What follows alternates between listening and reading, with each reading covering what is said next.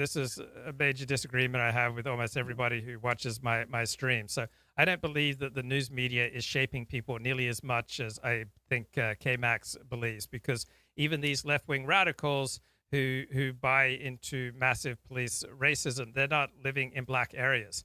Everybody is pretty much race realist in the way that they conduct their daily lives. So you can have the media say all day long 1619 project, white racism, white racism, white racism, but in the people's choices in daily life, they're very race realist. They don't go living in black neighborhoods, generally speaking, if they're not black.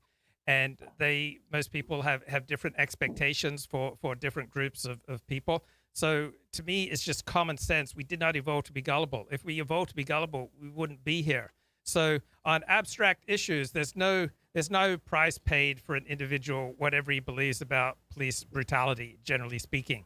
So that's just, it's a way of virtue signaling. It's a way, what did Rob Henderson call it? A luxury good, a luxury belief that it Luxury shows. belief, yeah. Yeah, luxury belief. It's a luxury belief. You have to be really smart to believe that the primary problem between blacks and police is that the police are so racist. So that's a luxury belief, and it signals to your fellow whites, your fellow wokesters, your social class that you belong with them. So the elite always have to constantly evolve new ways of communicating and signaling to each other to distinguish themselves from those below them in status. And staying up to date with the latest, woke perspectives is the way that you signal you're not middle class and that you're elite.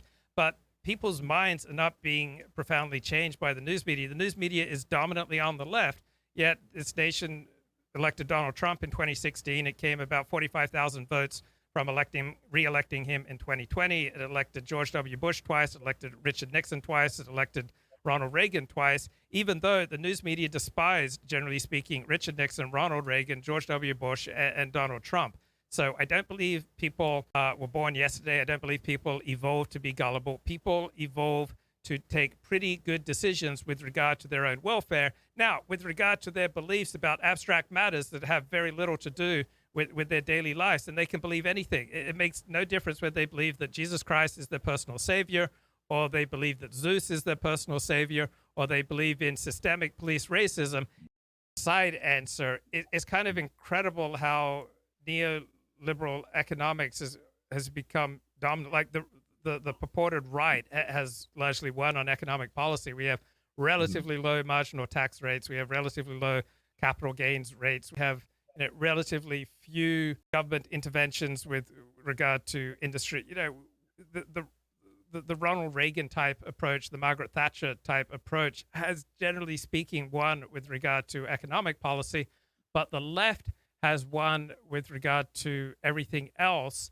And it particularly became dominant in the late Obama era collapse, like 2013, 2014. That's when things shifted. And so why did things shift then? So I think part of it is more racially diverse, and obviously groups who have a rational incentive to want more government intervention, who have a rational incentive to want more government welfare. It makes sense that they would vote for the left. I don't know. Joseph, what's your answer? I agree that the great awakening, which we're now living through, did begin around. I think that it had.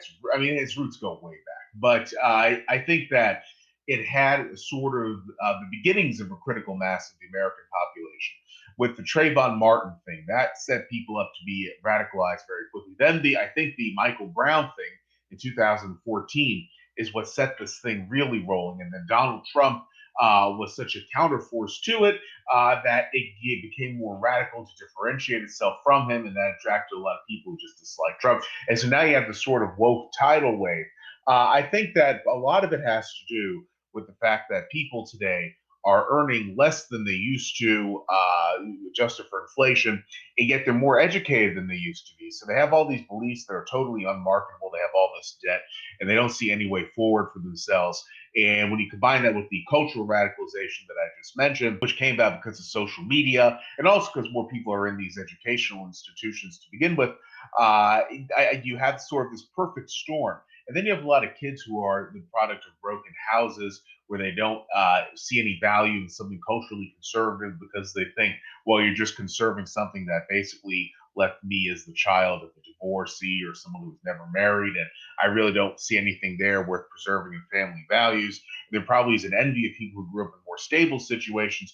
So I think that the whole thing produces sort of like a perfect storm of leftism, which we're now living through. And I don't see it ending anytime soon. Even younger so called people on the right tend to be, the left tries to cancel the right more than the other way around. I see Twitter all day saying, how can we scare Fox News advertisers? How can we cancel Tucker Carlson? I never see the right working so hard to cancel the left, and it frustrates us.